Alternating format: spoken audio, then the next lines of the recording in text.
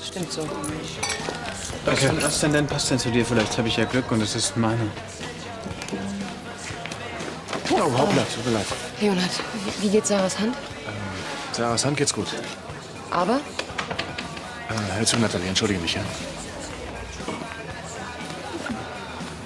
Gregor? Was willst du denn hier? Hast du einen Augenblick Zeit? Ja, das nenne ich mutig. Willst du ein paar Tipps abholen, ja? Da habe ich ein paar für dich. Verpiss dich oder ich schlag dich wirklich tot. Ich weiß, ich bin mit Sicherheit der letzte Mensch, den du sehen willst. Aber ich wäre auch nicht hier, wenn es nicht wirklich wichtig wäre. Also hast du eine Minute oder nicht?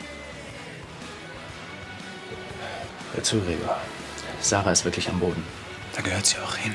Wenn du mich fragst, jetzt wirklich. Gregor, ich bitte dich. Du bist möglicherweise der einzige Mensch, der überhaupt noch zu ihr durchdringen kann. Also geh zu ihr. Ich habe wirklich Angst, dass sie sich was antut. Sekunde mal. Wenn ich mich nicht um sie kümmere, tut Sarah sich was an? Das sagst du mir natürlich nur als ihr Arzt, richtig? Ich bitte dich, Gregor, ich meine das wirklich ernst. Ja, dann geh doch zu ihr und kümmere dich um sie. In Doktorspielchen habt ihr ein bisschen Erfahrung. Oder macht ihr das jetzt, wo ich Bescheid weiß, keinen Spaß mehr? Hm? Hör zu, ich verstehe ja, dass du... Was? Was verstehst du denn? Dass ich keinen Bock habe, mich um sie zu kümmern? Weil ich einfach nicht sage, okay, vergiss es. Vergiss einfach mal, dass ihr beide miteinander geschlafen habt. Das bringt doch nichts. Du hast eine Frau auf dem Gewissen, aber willst mir sagen, wie ich mit meiner umzugehen habe?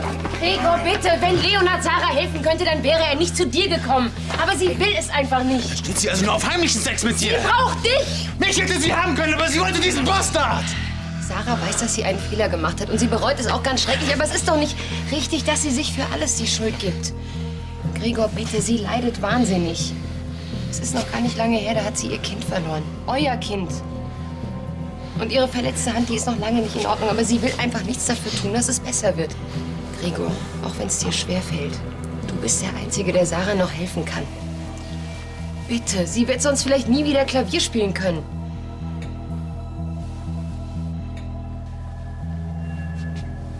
Raus. Ist dir Sarah wirklich so egal? Raus hier, aber schnell!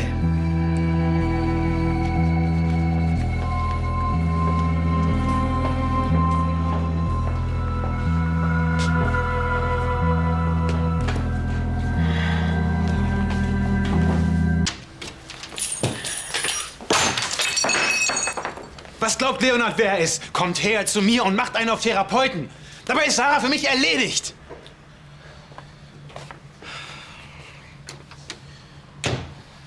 Gregor, ich kann verstehen, dass du Leonhard am liebsten eine reinhauen willst. Aber Was?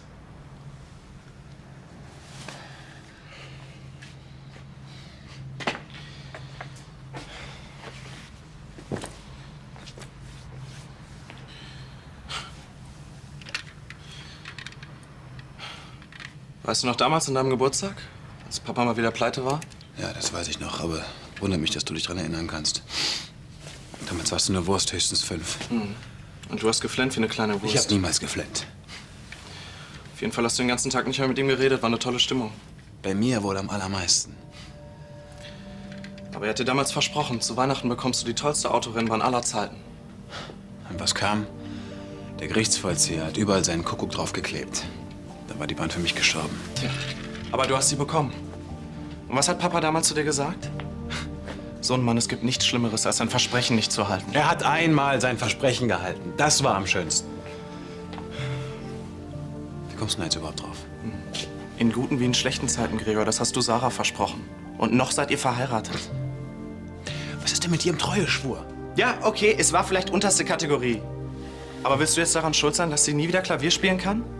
Und bei jedem Konzert hast du sie unterstützt und gerade jetzt willst du zuschauen, wie sie sich ihre Zukunft versaut?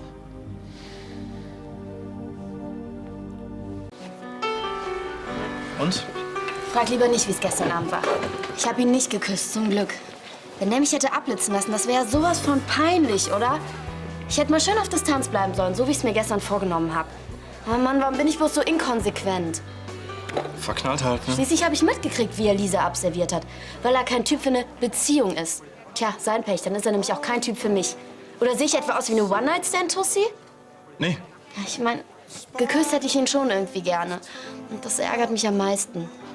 Was fragt er mich überhaupt, ob ich nach Hause fahre, wenn er sowieso nichts von mir will? Naja, vielleicht will er ja... Nein, will er nicht, das schwöre ich dir. Der ist geradezu von mir weggelaufen. Deutlicher geht's gar nicht. Nachher schon was vor? Falls nicht, komm doch vorbei. Ich muss was Wichtiges mit dir bequatschen. LG, Fabian. Was soll das denn jetzt? Tja, wie gesagt... Dann hätte er LG ausgeschrieben oder wäre persönlich hier vorbeigekommen, statt mich zu sich zu bestellen. Scherben bringen Glück. Meinst du ehrlich? Ich weiß nicht.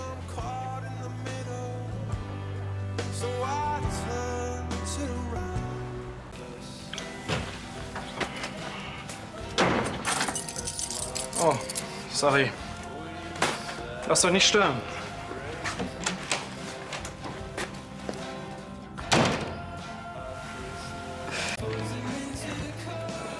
Hey Leute, alles klar? So, du kannst abziehen, ich übernehme. Oh, was siehst du denn für eine Trauermine? Sehnsucht?